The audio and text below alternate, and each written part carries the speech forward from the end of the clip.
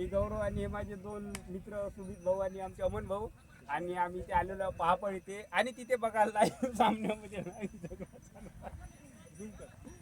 झगडा झूम कर हा आणि खूप चांगल्या पद्धतीने ते झगड्याचं वातावरण निर्माण झालेलं आहे. दोन्ही संघ माघार घेण्यास काही तयार नाही. आता पाय होण्याची दाट शक्यता झालेली आहे.